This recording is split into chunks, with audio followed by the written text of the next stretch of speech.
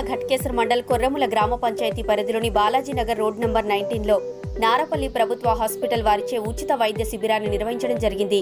ఈ కార్యక్రమంలో పాల్గొన్న పీహెచ్సీ డాక్టర్ మరియు సిబ్బంది పాల్గొని రోగులను పరీక్షించి వారికి ఉచిత మందులతో పాటు తగిన సలహాలు సూచనలు ఇవ్వడం జరిగిందని అన్నారు. ఈ సందర్భంగా డాక్టర్ మాట్లాడుతూ వర్షాకాలం రాబోతుంది కావున సీజనల్ వ్యాధులకు సంబంధించి దోమలతో డెంగ్యూ, మలేరియా, టైఫాయిడ్ వంటి జ్వరాలు ప్రజలకు వస్తుంటాయి. కావున ముందస్తుగా మన పరిసరాలు పరిశుభ్రంగా ఉంచుకోవాలని, వ్యక్తిగత పరిశుభ్రత ఎంతో అవసరమని ఈ సందర్భంగా అన్నారు.